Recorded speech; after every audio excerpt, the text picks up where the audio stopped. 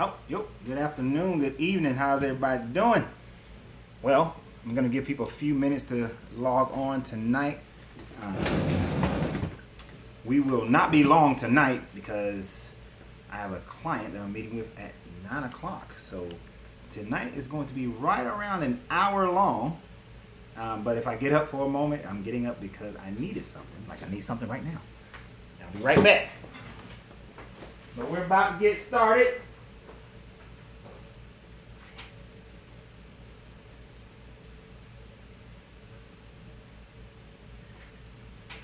About to get started.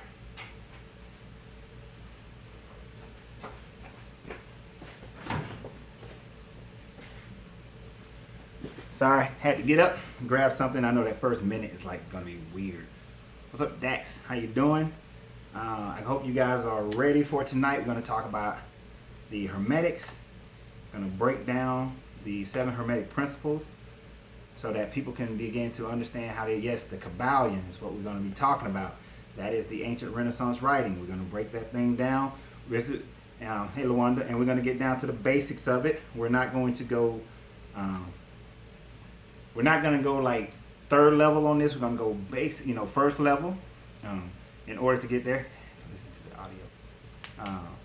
audio. The audio for the Kabbalion is a great thing to listen to, and hopefully we can get the Kabbalion broken down to a level that makes it easier for people to be able to understand it and how we can apply it, into our everyday life, so that as we move forward, we can utilize these tools. Because people get they mistake like the laws of attraction for the Hermetic principle, but this is so much beyond the laws of attraction, right? And I want to make sure you guys make sure we're all getting there. We're getting this information. We're learning it. We're understanding it. So that's why we're going to dig a little bit deeper than what you would find in most situations, because this is not about how people are just doing it to sell a book, or people are just talking about the Hermetics to get you to come to their seminars and things like that. But they're filling you with information where they know that they're going to leave you wanting. You ever been to like one of those seminars? Hey, how's everybody doing? Thank you for the greetings. You ever been to one of those seminars where they give you all this information and you feel like you got it, but then when you leave and you start applying stuff, it's like there's something missing, right? Ali, how you doing, man? But they always feel like something was missing from the seminar. You go and you try to apply everything they told you, but it just wasn't working right. And you're just not getting everything that you wanted to get. Well, what you're not going to get from me is just giving you a basic information to keep you on the fringes of being able to utilize this stuff. And I was just getting a couple of little technical things taken care of. But like I said, appreciate it. Now, if you guys have questions throughout this whole process, definitely ask questions. And if you don't mind sharing it is caring. So share it if you will. But I definitely want you guys to be able to take something away from this that can better your life, because even the basic understanding of the Hermetics has made a tremendous impact in my life. What's up, Byron? How you doing? You got off work late? I know Byron. On my Facebook we had this crazy dude who just he was killing us, right? It wasn't getting through. But it's okay. But we're gonna go ahead and get started, because like I don't know if you didn't catch the very first part, I have some place to be at 9 o'clock. I don't have to be there at 9 o'clock. I have a guest coming here at 9 o'clock, and then we have some things that we got to handle. So tonight we're gonna go until no longer than 9 o'clock, or whenever they tap on my door. That's when we're going to start. I might tap on the door, go get them, and then finish up wherever we are. But so if I step away, that's the reason why I'll be stepping away later. Hey, Nori, how you doing? So we're going to talk about the Hermetics, right? The 7 Hermetic principles. Now, you guys may have seen this before. If you've never, and the reason why I'm going to go start at the basics, because I realize some people have never seen this before. Now, I'm not going to lie to you. like if there will be a secondary video to this that will only go. Actually, there will be 7 secondary videos on this, getting into greater detail of the Hermeticum, of each Hermetic law. And I'm in my store, so you're gonna see stuff like this. But there's gonna be more detail on my Patreon account. You know, I feel like the people on Patreon, they should get more. So we're going to, so there's going to be more here, but I want to give you guys, but you'll still get enough here that you can start applying these things into your life. So first, let's just take a little bit of understanding and history on what is the 7 Hermetic principles, where they come from, and how they've been able to maintain themselves in the world today, and why the most successful people in the world, they understand this in one form or another. They speak about it if you can read between the lines. Once you understand the Hermeticum, and then you go listen to a Tony Robbins, or you go listen to a Zig Ziglar, or you go listen to somebody who's been successful, like you listen to some of Steve Jobs' talks, and you listen to Bill Gates, and you go hear these people, you will start saying, oh wait, that's from the Hermeticum. Oh wait, that's from alchemy. That's from this and that. And you start hearing it, you start hearing these Hermetic principles, and you'll be walking around a city, like in DC, when we get to one aspect of it, I'm going to tell you how in DC you see this exemplified everywhere in Washington, DC. But first, so I want you to know that before we get into an understanding of this, the Hermeticum, because it's been around for a very long time. This is like the secret sauce, that secret information that people, been keeping away from you, right? Oh, you're in DC? Well, after I tell you this, I want you to go check these things out in DC. So people been hiding this information. At first, it was free for everybody. In the golden ages during Egypt and Samaria, and in the Aztecs and Mayans, in the golden ages, this was normal. This was taught. This was something that everybody knew. But then as man became greedy with power, and other things like religion started to take hold, and people wanted to control other people, this had to be outlawed, right? They had to get rid of it, right? So I'm going to give you a little bit of information. You see, we're not going to go as far back as we can. We're going to go as far back. We're only going to go as far. We're going to start at the Renaissance, right? I'm not going to start the Renaissance and come forward. We're going to start the Renaissance, dip a little back, and come a little bit forward. Because the Renaissance was a very important time frame. You see, Cosimo Medici, right? One of the people that he patroned had found this book, the Kabbalion. They had found the writings of the Kabbalion, and he translated it. They got it from Egypt. He translated it, and this book helped Cosimo Medici become one of the greatest bankers in Europe at the time. Then he taught his children, and his children taught their children. So by the time you get to Lorenzo Medici, they're the bankers of Europe. They're the bankers of the Pope. Florence had became this great center of learning and understanding and free thinking. This is where Da Vinci was at. Da Vinci was during that time frame. This is where Da Vinci was free to be a free thinker. But then, I think his Pope Tertullian was like, oh, hell no, we can't have all this free thinking. And because at first, the papacy agreed with it. They allowed the Kabbalion. But then, once they saw that it allowed free thinking and people wouldn't fall under the whip of the Pope, they had to begin to outlaw it. So the Renaissance was very important because it flourished and it became alive. Hey, Cornelia, it became alive at that time frame. And then after the Renaissance, it became this secret understanding. They started saying that it was witchcraft. They started saying it was heresy. So people like Sir Isaac Newton, who he didn't discover gravity. He re-realized gravity. He studied the Kabbalion and was an alchemist more so than he studied algebra and calculus and chemistry and those sort of things. He studied the Hermetics, right? So in studying these Hermetics is what got him to the point of re-realizing gravity. And you'll find this Einstein, Napoleon Hill, Andrew Carnegie, all these people studied the Kabbalion. All these people studied the Hermetic principles, and they go backwards. Now, like I said, Cosimo Medici, his guy, I can't think of his name for some reason. His name is just falling out of my head. He found it in Egypt. The reason he found it in Egypt is because it came out of the mystery schools of Akhenaten. But where did the mystery schools of Akhenaten get it from? And this is why you'll find it in the Sumerian teachings as well. The mystery schools of Akhenaten got it because Akhenaten tried to bring Egypt back to that Hermetic state. Now we call it Hermetic because it's named after the Greek god Hermes, who was the god of wisdom for the Greeks, Hermes Trismegistus. Before that in Egypt, he was known as Thoth, right? So Thoth wrote on the emerald tablets. The emerald tablets, they're called the emerald tablets, but they're not made of emeralds. They're made out of a material that defies any material on earth. They don't rust. It doesn't dissolve in acid. We cannot, to this day, figure out how to inscribe on it.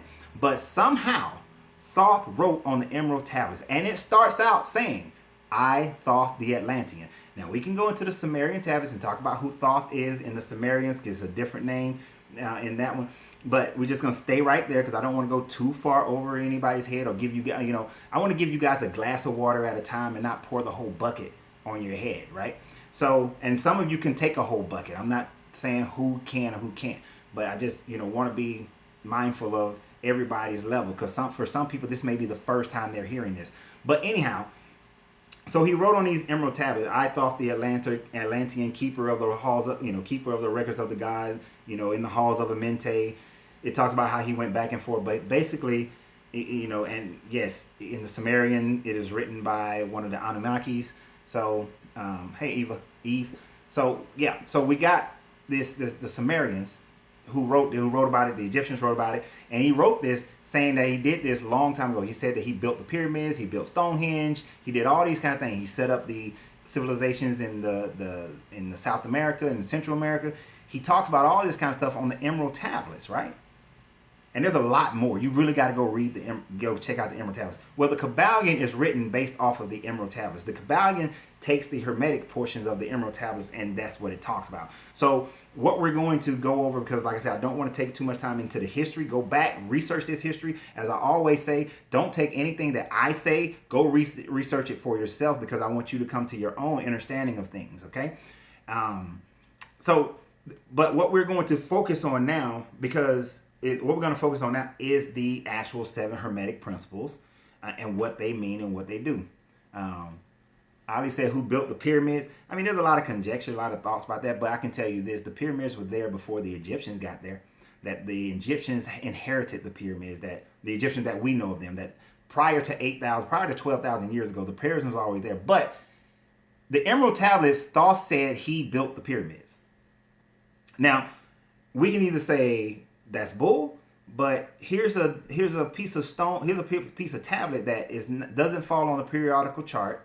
It doesn't oxidize, it doesn't rust, it goes against acid, and we can't write on it. But this dude knew how to write on it, so I wouldn't be surprised that he knew how to do things that we can't do today.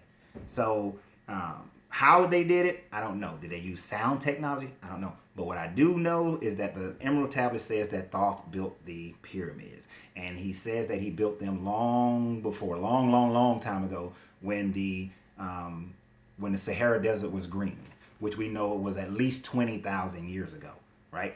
When the last time the Sahara, actually it was about more like 26,000 years ago, about 28,000 years ago that it was green. So there are things in this that we're just not going to know until we reach a certain level of consciousness in another dimensional plane. So I would never claim to know everything. So let's get down into these Hermetic principles, okay? The first Hermetic principle is the principle of mentalism. Now, the principle of mentalism, you guys have heard this one before. It's not unknown. It's something that most people know about, right? And that is all is mental. All is mind. All is a thought.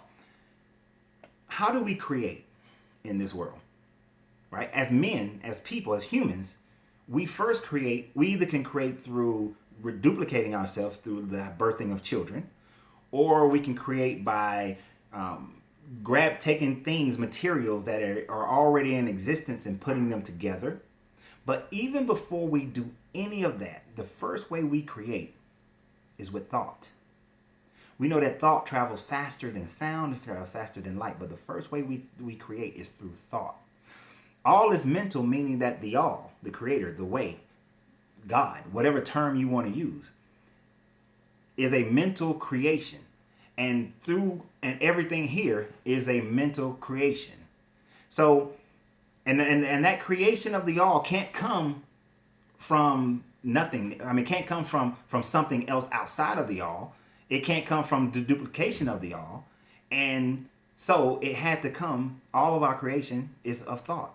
We think as images, as replicas, as holograms of the creator.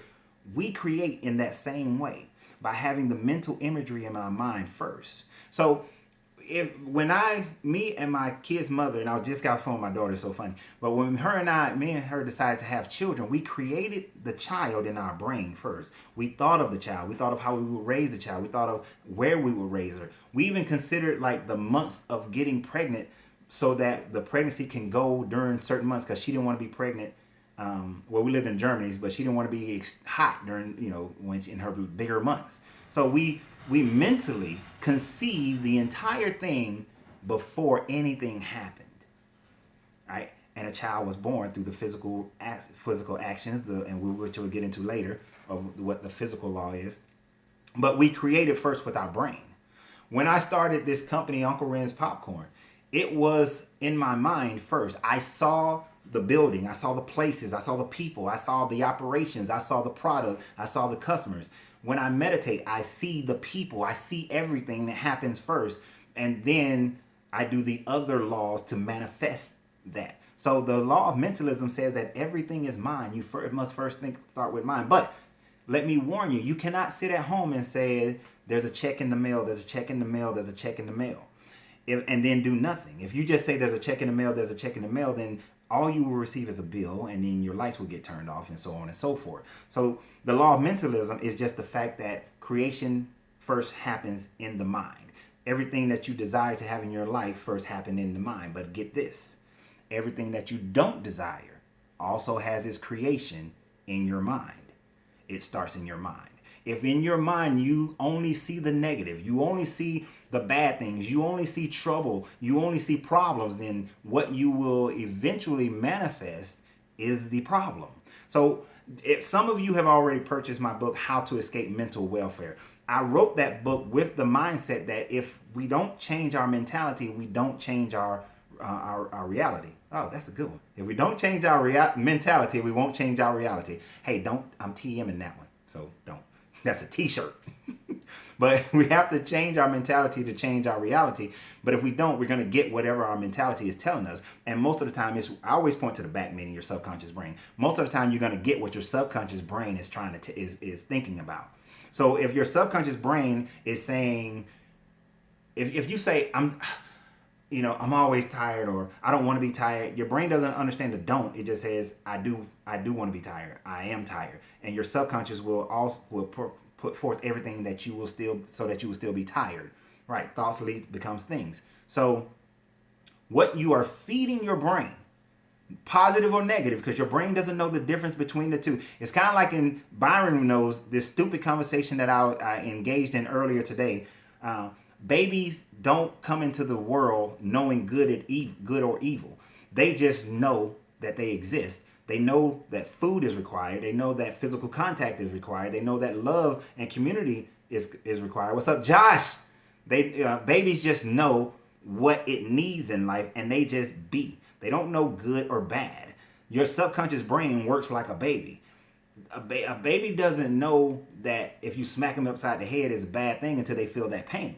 But before that, if you could somehow just explain to a baby, if you could mentally talk to a baby and you said slap somebody, they wouldn't know that was bad until they felt the physical pain. They only know it's bad, that it hurts once it happens. So your subconscious is like that baby. It doesn't know that eating too much can cause problems. It doesn't know what being selfish is. So it just knows whatever, right? Yeah, cool. I appreciate that, Josh. So just think about it in that term. And thank you guys, anybody who shares. I appreciate it, right? So babies, your subconscious brain is going to take the good or the bad. So the law of mentalism just basically says whatever you think about is what you're going to get in life. Whatever your subconscious brain is formulating is what's going to happen in your life. And like I said, this is going to be 101, but if you guys have any questions at any time, please ask your questions, all right? Now, correspondence, the law of correspondence, because we're going to go through this, the basic laws really, kind of quickly, because like I said, I got a hard stop around 9:15. But, so the law of correspondence. The law of correspondence, you guys have heard this one, right? You've heard this one so many times. It's like, it's becoming like a little colloquialism. As above, so below. Now this is for who was that who said they were in DC? I forgot who said they were in DC. As above, so below. I want you to go to every monument in DC. And in every monument in DC, what you will see is the principle of as above, so below. Because what you're going to see, and there's other principles involved in there that I might bring DC back up. What you will see exemplified in DC is the Washington Monument and a reflection pool. As above, so below. Thomas Jefferson Memorial. Thomas Jefferson Memorial, reflection pool. Yep. Everywhere you go in DC, where there's a monument, there's a reflection pool. The reflection pools are there to typify as above, so below. You've seen the magician, right? And the magician sits there, and if you've seen that picture, it's the magician, and then there's a lower magician, and it's a reflection, as above, so below, and the triangle forms the pentagram, as of Star of David is what they like to call it, the Merkaba, as above, so below. What this means is if you come from a Christian background, you've heard the term, whatever you loose in heaven, you loose on earth. Whatever you bind in heaven, you bind on earth. I don't throw out the entire book. The book has gems of wisdom, but that's a Hermetic thought process, that whatever you loose in heaven, you loose on earth. Whatever you bind in heaven, you bind on earth. Whatever you do in the physical realm, you do in the mental, the spiritual realm, right? The mental and the spiritual realm. Whatever you do in your lower chakras, you are also doing to your upper chakras, right? That's the idea. So the question is, how do we use these things, right? How do we use that? How do we come to an understanding of as above, so below? Now, of course, I don't pray, I meditate. And so in my meditations, right, I focus on, in my vision, I envision and I see the people in the store. I see them here. I see me giving the customer service. I envision it in my mind, all right? And I'm putting my energy out for it. I'm sending that, as they like to say, I'm sending that into the universe, right? And that energy goes out. It connects with other people's energy, and for some reason they have a need to come in. Today, this morning when I did my meditations, I'm thinking, and in my mind I saw like fathers and their kids coming in and people like that, and just they coming by, they driving by, and they see my sign and they just walk in the store. And I had that today. I get that every day because I do it every day. But like I had that. I had a guy come. I said, so when people tell me it's their first time visiting, well, how did you find out about my store? It's a question I always ask. Oh, we came here by accident. We were just driving by and we saw the sign. We was going to get some yogurt, but then we thought, ooh, Italian ice. And I told him, I said, it's not an accident. It's all done on purpose. It was all done pre-planned. I set it up earlier today by mentally conceiving of every energy of person that's driving by, and you felt that energy. So I set that out into the universe. But then I do the work. And we'll get to that one a little bit later. But then the work happens. You have to have the work. So you're sending that out. You're sending into the ether what's needed, what you want to come back to you, right? Or if you was Buddhist, the karma. You want that karma to come back to you. So I'm sending that out, sending that energy out, and I have an expectation of it coming back. You know, the reason why a lot of people's prayers don't work, one, they're begging. The universe doesn't understand begging. Energy doesn't understand begging. It understands demands. It understands commands, right? So you gotta demand it. You can't beg for it. You can't say, oh, please, oh universe, please just send me the customers. I appreciate it. Jeb almost came out a little bit, but please just send me the customers. And it's like you're begging. And the universe is like, I ain't paying attention to that. Let me tell you why. And this, even though this is a little bit onto the next one, that frequency of begging is so low. It's so low that the universe and other people's frequency don't hear your begging. It's too damn low, right? You're like AM. You're sending out AM signals, expecting to get FM back, and you're not gonna get it. If you're sending out AM signals, you're going to get AM back. So if you're looking for a mate and you're sending out AM signals, but you want an FM mate, meaning that you sending out signals for a chick who's a guy or a girl who's a 4, and you expect to get an 8 or 9 back, no, you're going to get like a 4 back. And then you're going to be pissed why I keep getting this. Why I keep getting why I keep attracting these kind of people in my life? Well, what you're sending out is AM signals. You got to send some FM signals out. And then you got to get higher on the dial, because the higher on the dial, the larger the number on the dial, the more powerful the signal. So you got to raise the frequency. You got to raise that frequency. So as above, so below, whatever frequency you're sending out is the frequency you get in return. So I did not grab any water before I started this, and I knew I was going to get excited. But so you got to send out the right frequencies to get that return out into the universe. Right? Confidence. Right? Confidence. That's important. Not arrogance. I mean, I borderline it. I told this woman today, I know I look good. You know, it's all right. But it's borderline arrogance. You know, so you got to have the right frequency, which is going to lead me into vibration. Now, some of these things are about to start mixing up, because I want you guys to get it, to be able to understand how all these things work together, right? All of them work together. So the next Hermetic principle is vibration, which means that everything moves. Nothing is at a standstill. People like to say that there is a thing called death, but there is no such thing as death. Death is the total cessation of life, right? That means an object ceases to vibrate completely.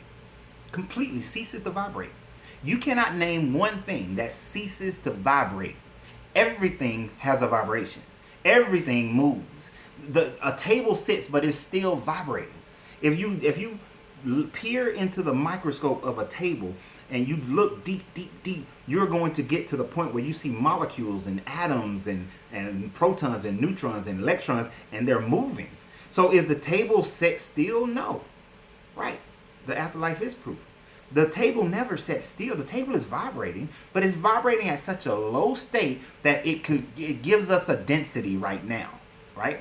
But air vibrates higher, so it has no density. We can move through it. It doesn't have that density. Imagine, if you will, if you saw a wheel spinning. But first, you see a wheel spinning. The wheel spins, and the faster it spins, at first you see parts of it. You can see the spoke spinning. But then as it gets faster and faster and faster, it all of a sudden seems to get like, maybe there's one or two spokes, and then all of a sudden it disappears. And it's spinning so fast that you don't even see it. So it looks at rest, but it's not at rest. It's vibrating. It's spinning real fast. So your vibration determines your frequency. I want you to hear that. Your vibration determines your frequency. The higher your vibration, the higher your frequency. Now, vibration can also mean activity. So, like I was saying, like you guys got to be able to put this into real life, okay? You got to put this into real life. I said in my relationship videos that if your vibration of trying to find somebody to be your soulmate is that you just go to work and go home, maybe stop at a store here and there, then you're only going to find people who are vibrating at your work, your home, your grocery store, and that's it. If you're sedentary, then your vibration is going to attract other people who are sedentary. But in your mind, you may be saying, oh, you're as above, so below. Your correspondence is that you want somebody who's, more energetic, but you're not going to attract that person. Do you feel reality is an illusion to a large degree or another? I'm going to go against the grain on that one. I don't think reality is an illusion at all. I think that reality is what you determine it is. What's your mental state, your mental consciousness, your level of understanding. My reality is not going to be your reality. I don't want to use him. That's bad. I don't even want to bring that dude up because he's pissing me off right now. But no, let's use him because it's perfect. Donald Trump's reality of the world is not the same reality of many people in this country. Donald Trump's reality is not the same reality of Kim Jong-il. And Kim Jong-il's reality is sure heck not the reality of other people. A rich person's reality is different from a poor person's reality. Neither are illusions, they are but realities. And so we must understand that everybody has their own universe that they live in, but our universes are colliding and are connected to form the complete universe, and which is sits in a multiverse. So, and as we pass on from this existence to the next existence, if we have come to an understanding, we move to another reality. You know, when you talk about dark matter, are they talking about the non-material of not being materialized or of a different vibration? Dark matter, in my opinion, and plus, but we're still discovering it, is an entirely different vibrational pattern, and is a and has a different ether to it. I mean, essence to it, not ether. That's why it seems like different planes, like different planes. Yeah, it's just different planes. And like dark matter, I want y'all to think about something when it comes to dark matter. People like to place a lot of negativity on dark things and dark matter. But in the universe, is there more light matter or dark matter? Just asking a question. Is there more light matter or dark matter in the universe? Is there more light or is there more darkness in the universe? And if everything was created, exactly, dark. If everything was created, it was created out of the darkness. Before there was light, there was first darkness. So all creation first comes out of the darkness. When you look at the Kabbalah, when you look at the tree of life, in order for you to get to enlightenment, you have to go through the abyss, which is the darkness, which is where the dioth is, which is knowledge, in order for you to get understanding and wisdom. I mean, where the knowledge is, waits for you to get understanding and wisdom. That's where the facts are. The facts are in the darkness. In order for you to get to understanding and wisdom, you first got to go through the darkness, because that's where the knowledge is. That's why Darth Vader, he had to go through the dark side. That's why Luke, who's now the greatest Jedi, had to go through the dark side in order to come to this level of enlightenment. So, and every great sage throughout, whether it's Buddha or Lao Tzu or the Akhenaten, everybody pretty much, even, and who is the other dudes? The Greek guys, Aristotle, Plato, Socrates, know thyself. In their teachings, they always taught that you got to go through the dark parts of yourself in order to come through enlightenment. You just can't go and just look at all the good. You got to go through every aspect of you. So dark matter is is out there, and there's nothing wrong with using it. The usage of something is what determines whether or not it's good or evil, and then who you're using it to. Their reality of that use determines really if it's good or evil. So I'm not afraid of the dark. Like what in that Batman, I watch a lot of movies. Like in the movie with Batman and I'm going to kill you. I forgot whichever one that was. You know, he said he said you merely adopted the darkness, but I was born into the darkness, right? And Prince, if you listen to some of Prince songs in Age of the something, but that one he talks a lot about that. But right, he said you got to go through hell to get through heaven, right? And sometimes you do. And I was just telling my daughter that her job is to learn from the mistakes that me and her mother made. Don't repeat them, but just learn from them so that you don't have to go through as much hell to get to heaven. And she's learning some of those. So some things you do have to go through hell, but there are a lot that we can just look and learn from other people and not go through it. But so vibration, don't want to get too far off on that one. So vibration is how much activity you have in life. It's kind of like working out. Let me give you a basic example. If you go work out, you ever see the people, they're really not doing that much, but their body's not going to change. They're not going to get the results that they're looking for. So you got to increase your vibration if you want to have something in your life. Increase your activity. In marketing of a business, the more you put information out there in the right places, the more likely you are to be successful in your marketing campaigns. The more you exercise, the more you show love to somebody. If you're in a relationship and you're showing low vibrational love to that person, then why do you expect them to receive that love? They're not going to. I'm not going to receive. If I come home, Coach, you are. I really learned much from you. Appreciate it. I appreciate that, Ali. If I was in a relationship with somebody, I'm gonna be funny here. Let me be funny. If I was in a relationship with Nori, right? Nori lives like in Pennsylvania somewhere up there. I'm sorry, I ain't mean to be telling your business. But let's say but I need to say that part. If I was in a relationship with Nori, I think she got a husband. So if your husband listens, don't be mad at me. She lives in Philadelphia, Pennsylvania, somewhere. If my vibrational pattern of showing her love is to only come up there once or twice a year to see her, you think she gonna feel much love from me? Or if I'm coming up there every month, how much more love is she gonna feel? Because my activity is increasing, right, of coming to see her. If I came to see her every weekend, do you think that she's gonna feel more love from me because I'm giving her more attention, I'm giving her more love? Of course she's going to feel that way. because I'm increasing my vibration of showing her how much I care, right? Now, if let's say you're with somebody and you come home every night, if you can't, I literally came home to a woman who would give me the worst kiss every day. In my opinion, the worst kiss, which is that if you're with somebody, that little pet kiss, I hate that little pet kiss. Oh, okay. Well, good. Don't get mad at me then. He ain't nobody's gonna come to Georgia trying to beat me down.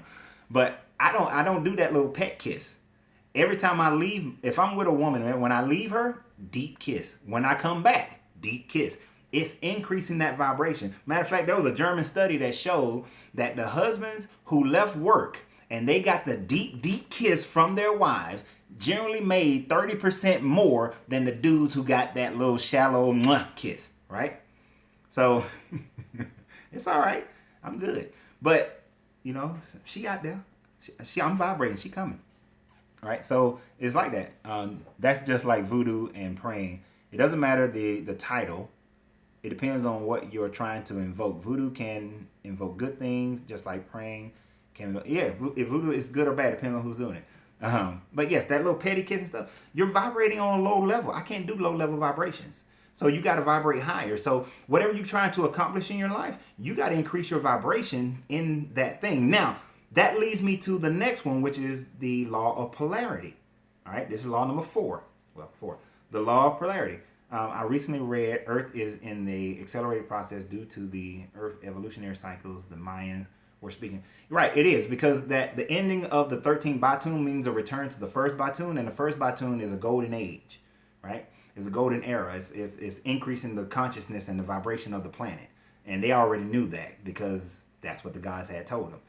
Oh, it's 8:40, just reminding you of the time. Well, until my clients tap on that door, we're good. But I'm going to get through all 8, even if they have to sit here for a few minutes. We're going to get to all 7, So that's why we're moving on to polarity. And which polarity is my favorite. It's one of my favorite laws of the Hermetic laws, because when you begin to the Kabbalion says that when you understand vibration, you grasp the scepter of power, when you can fully understand that. Because by understanding vibration, polarity becomes the most simplistic thing. What you're going through what are your thoughts on Platonism? I heard him. I'm going to save that one. I'm not trying to be funny because I don't want to get off of the Hermetics, because that would take us way off the Hermetics on Platonism. It wouldn't take us way off, but I want to come out. I make you a promise. I'll make a video about that. So polarity. Let's go to polarity. Polarity says this, that nothing exists individually, that all things are on a scale. That as far as the Kabbalion uses heat as one. So, not heat, but temperature. So in temperature, where does heat begin and where does cold end? Like you have hot is the extreme, cold is the extreme on the other end, but they're both on the same scale. They're both along the same line of temperature, right? Oh, of temperature. Forgive me, I thought somebody was at my door. Temperature. So temperature is the actual scale. The question is, where do you vibrate? Are you there was a young lady who was in my store 2 days ago. She had to put on a jacket. She was cold. It was 72 degrees inside my store. She was cold. Whereas because of all my motion and my moving around, it's 72 degrees, but I'm still feeling hot. I'm warm. I got to make sure I'm not sweating because I'm warm. That was what's up, Nick? That was good temperature for me. That was warm to me where it was cold to her. Many of you have known people where you're in a room, they're cold, you're hot. You're warm, they're cold. Temperature is a mental state. So the polarity says that they're all on the same scale. Byron will understand this one. Good and evil are both on the same scale, right? They're on the same scale. Love and hate on the same scale. You can, and there are 1,000 different places in between. Don't you know people that you love them, but you love them over here, and then there's other people you love, but you love them over there. And then there's people that you can't. I don't really like them too much, so they over here. I can't stand them. This joker here gets on my last. It's all a scale, and where you vibrate, how much you vibrate, determines where you are on the scale. Rich and poor, scale. How much money you have, scale. All things have their duality. All things have their opposites, right? but they are of the same thing. The key here in polarity is figuring out what is the scale. What is the scale? What is the scale of wealth? What is the scale of wealth? Is it how much money you have? Is it your freedom to live your life how you want to live your life? You figure out, okay, for me, wealth is being able to live wealth is being able to live my life on my terms, how I want to live my life, do what I want to do, when I want to do it, and how I want to do it. That is wealth to me. Now, for me, this on that scale, is it $100,000? Is it $50,000? Is it $40,000? Is it $30,000? And then what are these things that I want to do? How do I want to live my life? What are all these things? That determines my joy, my happiness, my wealth. That determines my wealth on the scale. So where am I vibrating on that scale? You have to determine it, because I know people who make $50,000 a year, and I know people who make 120 to better yet, I know somebody who makes 200,000 a year, right? And I know people who make 50. Guess who has more wealth? The 50. Because the $200,000 a year guy, and I don't care if he sees this because he's one of my best friends, that joker works so much that he does not get to see his family. He doesn't see his daughter. He works from home, and he spends all his time in his office, anywhere from 80 to 100 hours a week in his office. And then he travels. What do I see on Facebook? I see my goddaughter and her mama going and doing all this kind of stuff together, and he rarely gets to go do things with them. And yes, Josh, he's an IT guy. So, finding your possession like a godlike ability to create effortlessly in your life, and exactly. So you can get to do that. So who has wealth? Who has wealth? The amount of money doesn't determine the wealth, but it's the quality of life. You have to figure out where you are on the scale and what does it take in order to get you there on that scale. Once you understand that, then your ability to find joy, to find your heaven on earth. Remember, a lot of books of wisdom say that heaven is inside of you and all around you.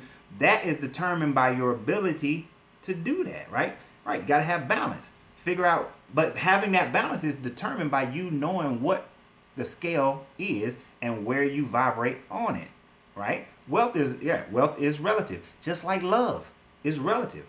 Whether you marry somebody after meeting them for 3 days, or whether you find it takes 2 years, no matter what. Actually, he's moving out of IT, and I've been coaching him to start a whole different kind of business, and we're 4 years into it. And what he's going to be doing next is going to be amazing for his life, his family life, and I'm going to enjoy a lot of it. Because it means I get to go to Europe a bunch of times every year. But the thing about it is, and that's the thing, I taught him, you got to change the scale, right? You got to change, and we're changing his scale. You need to know your scale. If you're in love with somebody, how much love can you show them? Doesn't matter how much time you spent. I know couples who've been with each other and they can't stand each other. Been with each other for 30, 40, 50 years. Can't stand one another. They're vibrating on the opposite end of the scale of polarity. You got to increase that vibration to get you to the right side of the scale that you decided you want to be on to make your life happy. But know the scale. And then when you understand vibration, the scale becomes your servant. Now, we're going to go to the next law, the law of rhythm. The law of rhythm says that along that scale, you will swing from right to left. And it says that the distance of the swing to the right is the different distance to the swing to the left. So I give you a personal example. I've made upwards of 180,000.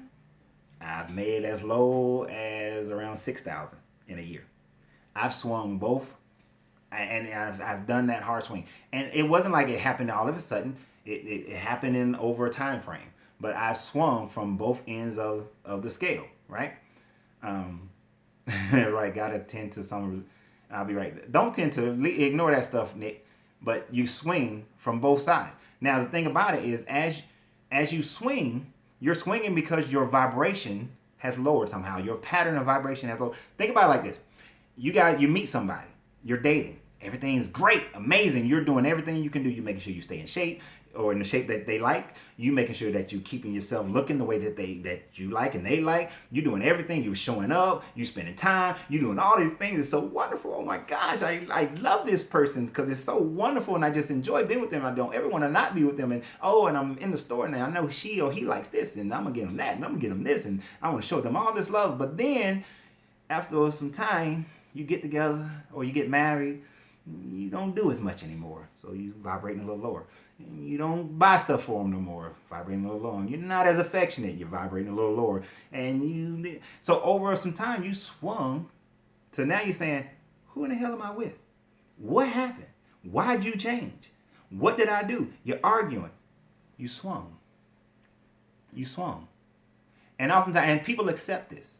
I'm gonna prove to you that people accept it. How many times have you heard people say that once you get married, you're not as passionate anymore? Once you get married, you don't have time for all that stuff anymore. Once you get married, the marriage kind of settles in.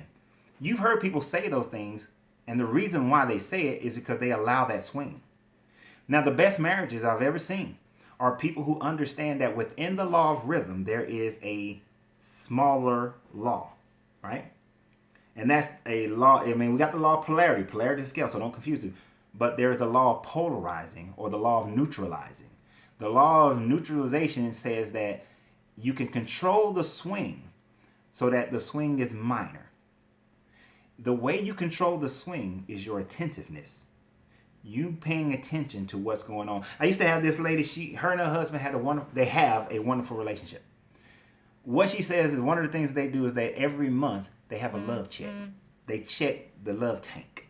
They want to make sure the love tank is still full. So they ask each other the questions, how do you love me? How do you feel about our love? They ask all these love questions. Are you feeling love? And what can I do to make you feel more love? I gave them an exercise to do. I have to show you guys one. No, I'm not showing you guys that. Then I do an exercise for them to do to help them develop their love tank, to make sure that they're staying focused on developing their love. But they polarized, they neutralized and stayed in that swing, right?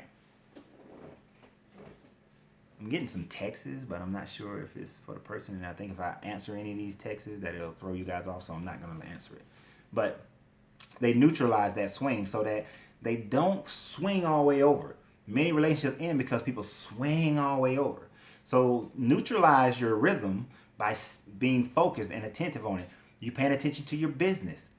Is your business on the way out? Is the attention of the customers changing? Is the ways and the mindset of the customer changing? Is the neighborhood around you changing? Are all these things changing so that you no longer can, so that your business may not thrive anymore? I mean, it's like you see the neighborhood dilapidating. You see people moving out. You see crime coming in, and you have a high-end kind of business. Do you think your business is going to maintain in that area? It's not. Attentiveness, you'll know the swing, and you'll know to relocate, move, go somewhere else, right? Got to go these potato leaves. All right, come back and watch the rest of it. So be attentive to those things, and you'll know, all right? I don't know who is texting me, but I really wish they stopped. Do you think karma is subject to the subjective, lack of better words, just looking? Wait a minute, what did it say? Do you think karma is subjective, for lack of a better word, just looking at the situation? Karma is like what? The yin and the yang, right? Whatever you put out is what you get back. Whatever you vibrate out is what you're going to receive. Whatever frequency you send out, you're going to get back. People say you got to answer for your karma. Now, I don't believe in answering for my karma. If I do something that's messed up, then all I got to do is make sure that I'm staying on this side of the scale, right? Just because now if I go and I spend money frivolously, and I'm not paying attention to my funds, I'm not paying attention to my budget, I'm not paying attention to my business, then yeah, I'm going to lose. And some people can say, well, that's karma, because some people try to tell me that karma, when I got divorced, the karma was that my gym started going, that I had to sell my gym. Well, I sold my gym because I recognized the fitness industry was going down and I got out of it. That's why I sold it. It had nothing to do with getting a divorce or karma, right? It's just what it was. People, I've dated people, break up with them. That would explain how someone could steal money from you, etc. Right? But people can try. But if I set things in place to minimize people being able to steal from me, then regardless of what I've done, they're not stealing from me, right? So it's just not going to happen. If people really answer for karma, then the world will be a different place. If they answered for karma. But bad people do bad things and get away with it. Bad people do bad things and live their whole life and never pay for it. But yet, and then the excuse is, oh, they'll get theirs in the afterlife. Says who? Says who? Because if you know how to polarize your life, then you don't answer for nothing. You don't answer for those things, not in this existence. And nobody has proof of anybody actually being punished in an afterlife. There's no proof of that. So we have to recognize and not so much say, oh, well, they'll get theirs in the end and I'll get mine in the end. I led a good life, so I'll get my glory later on. You don't know that. You better get your heaven now. You better get it now. You better learn how to move yourself up that polarity scale and then to stay in that, neutralize the rhythm and stay there, right? No, I'm saying that I have money stolen in the past, and that's okay. Maybe I don't understand smooth, so maybe and I don't want to go all the way back through and because I don't understand. I'm just not understanding what you mean. Sorry about that. They say that to just make them feel better. Exactly. A lot of that is said just to make people feel better. All right, y'all, hold on for a second. I gotta go grab my door.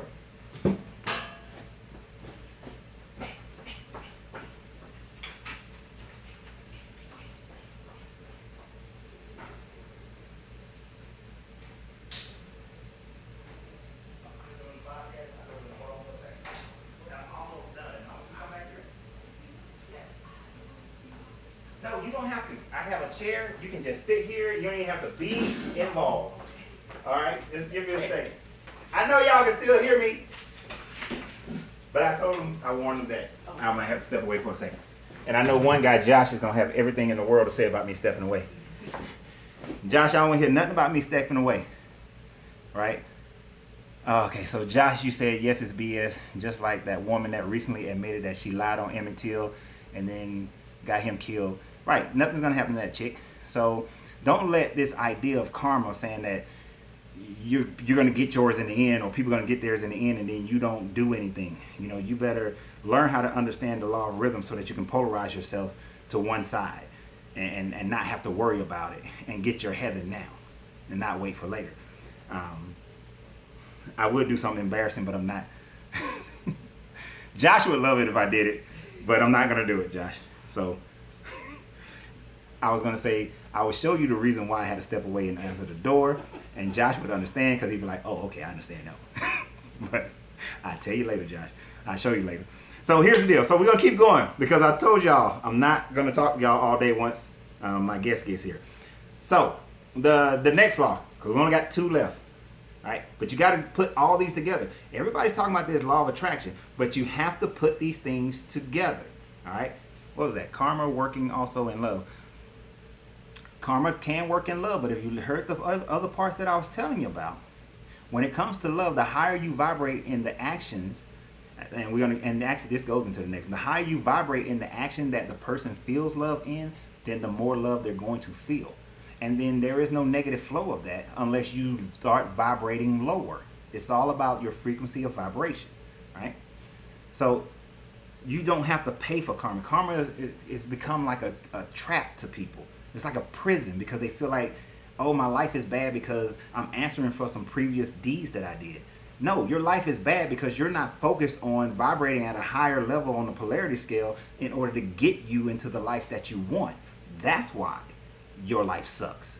All right? So if you want to change it, then you have to change your mentality. You have to go use all these things, everything we talked about before, mentalism, correspondence, vibration, polarity, rhythm. You have to use that. Now here's where all that stuff comes into play. The law of cause and effect. The law of cause and effect says that for every cause there is an effect, and for every effect there is a cause, right? Basically, nothing happens by accident. There is no such thing as luck. Even when people win the lottery and they say, oh, I was lucky, I picked the lucky numbers. No, you didn't pick the lucky number. You picked the numbers that happened to come up. It was not luck. You did it. Luck, there's no such thing. There's no such thing as luck. It's all cause and effect. Something created that effect.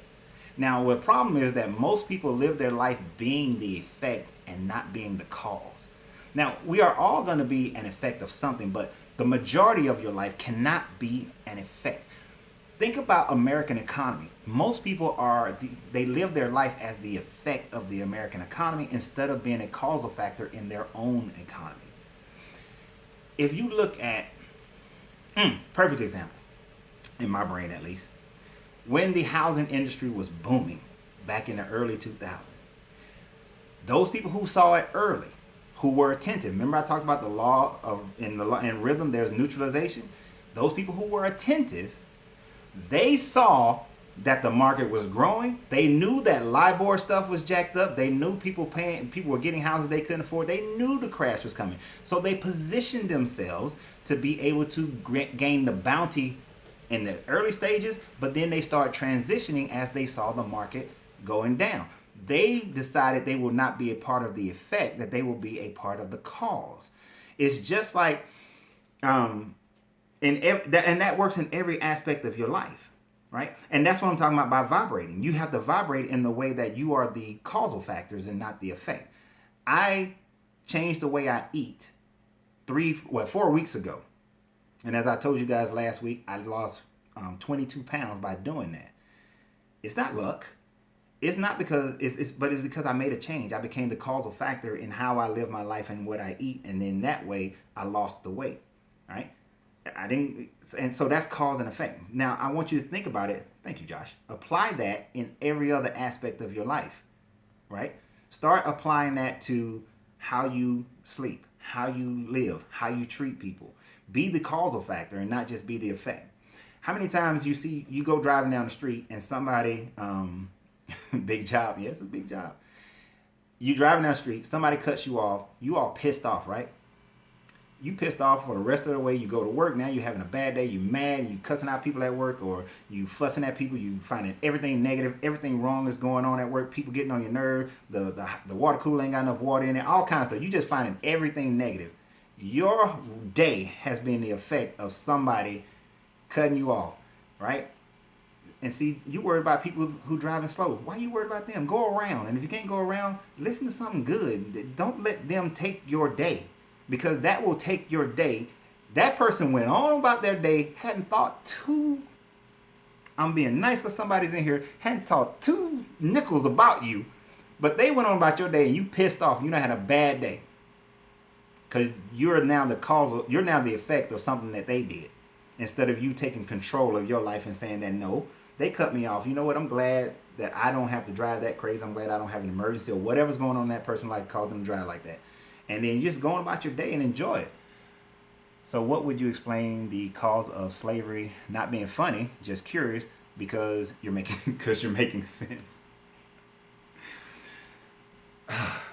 That is a huge question. What is the cause of slavery? Because certainly many people around the world have been the effect of slavery. But the cause of slavery really is a superiority complex and a desire to control people.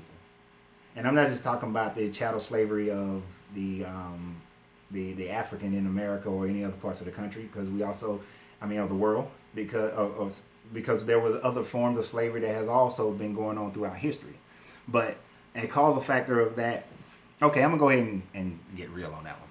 The causal factor of slavery in this world is simply because of the misinterpretation of man's thought process on what makes them superior.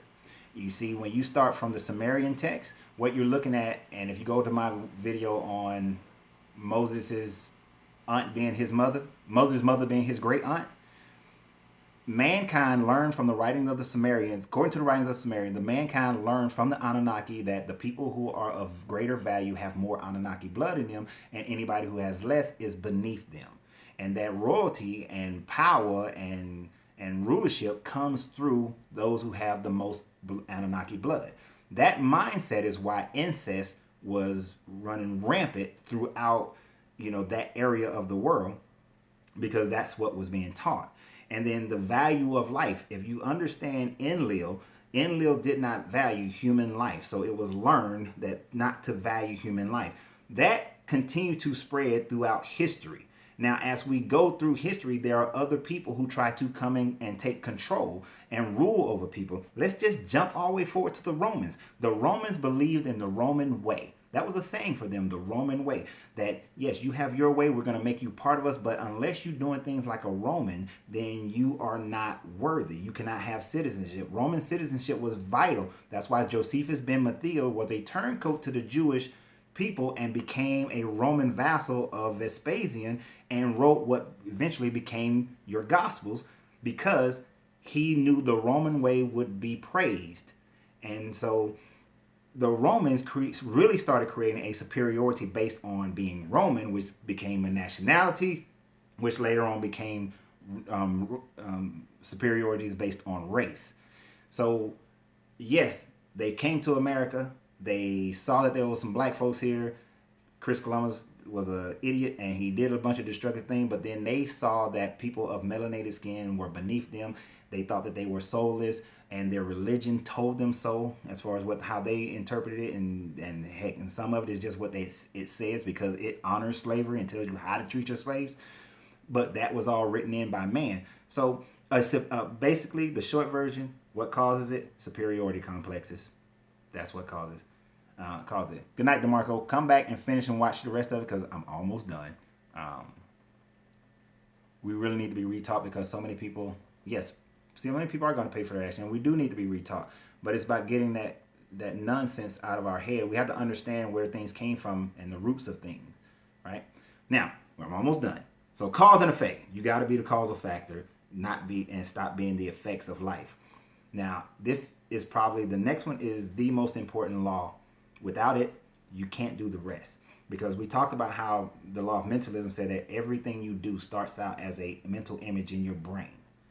But that mental image in your brain, in order to create anything, there is the law of gender. The law of gender is not as base as I am male and this young lady over there is female. It is the fact that male and female energy. Only on this third dimensional plane does it manifest itself in a physical form. But in order to have a baby, you got to have male and female. Two dudes can't make a baby. Two women can't make a baby. You got to have a sperm and an egg. But in the idea of Hermeticism, beyond just the physical, is also, good night, Ali, appreciate you, bro, is the energy. If you saw my video on twin flames, I talked about that. You have to raise the male and female energy inside you before you can become a complete person. In order for you to do that, you have to first even recognize that you have both male and female energy. And if you're a dude and you let your ego tell you that you have no female energy, then you're an idiot. First of all, I'm just gonna be plain. I don't play with that. You're just an idiot, because every male has male and female energy. Every female has male and female energy, right? So in order to create anything, you have to have the male and the female portions of it, meaning that you have to have the logic, and you have to have the nurturing. You have to have the thought, and you have to have the love in order to create anything. Every atom has neutrons and protons, male and female, not negative and positive. It represents male and female, right? The electrons represent the action that goes on around it. But any combination of the male and female, neutrons and protons, different combinations create, right? I mean, the homosexual statement is really just about the fact that the essence of the universe, okay? I'm just saying, male energy can create nothing by itself. Female energy can't create nothing by itself. So let's not go there. So we're not worried about that. Oh, Josh, you should have came to Atlanta with Kevin then, Josh. But anyhow, stop distracting me. You got to have male and female in everything that you do. When I put out any piece of marketing, I think about that marketing in what is the straight information that I definitely want them to get, but also what is the mental imagery, the nurturing, the loving part, the what's in it for them aspect of what I want them to get to. I want to affect their left brain and their right brain, right? And that's what the law of gender is, that it takes both in order to create. So by raising your energy, your kundalini energy, by raising your male and female, that's how we get to that understanding of creation. Now, without that, so when you're being a causal factor, you have to be the causal factor with both the idea of the male and female. When you're vibrating, you vibrate at the level for both the male and female energy in order to create. So that is the law of gender. Now, like I said, go back, listen to this video a bunch of different times, because you need to put all this stuff together in order for it to work. And also, like I also said, on my Patreon, I will produce over the next 2 weeks an individual video that goes much deeper into each law, and so that we can fully embrace it and put it together. But just on the basic, guys, if you want to change your health, you want to change your relationship, you want to change anything about yourself, get to a full understanding of the law of vibration, polarity, and rhythm, and cause and effect. Those are key in order for you to be able to change things. I mean, you can. Let me rephrase that. What I want you to do is get some small victories first. Let's not go out for the home run. Let's get some small victories. Choose something you want to change in your life. Increase the vibration. Recognize what polarity scale it's on. Increase the vibration towards the direction that you want to go. And then let's start doing causal things to get you there. Get some small victories. As you get small victories, your brain will learn how to translate that into larger victories and be able to implement the other items on the scale. Hey coach, is there a book that I can get that explains what you just talked about? There's the book called The Kabbalion. Now, the first part of the Kabbalion, easy to understand. As it gets deeper and deeper and deeper, you might have to go back over and over again. There's also a 3-hour video on the Kabbalion that is really good as well, that you can find in my playlist on my YouTube page. Society tries to keep us separated from both men and women and to keep us at arm's length with each other. Exactly. Society doesn't want you to come together. Every great society has always destroyed itself once the family unit starts to break down. Is the superconscious a higher self? If you can get there, yes, a higher self allows you to see things differently. And I just had an experience of that last night. Can you give an example of how to use polarity? Oh man, you want me to go back to how to use polarity? Polarity is just simply understanding what the scale really is, what it is, what you're talking about. Is it just love? Like love is not a polarity by itself. There is hate, and then there's love. The actual scale is emotion. Where are your emotions as far as the object that you're talking about? So if you have somebody in your life that you love, then where are they on your scale? I mean, of course, there are things you love about them, things you don't like about them, but are they here or are they way over here?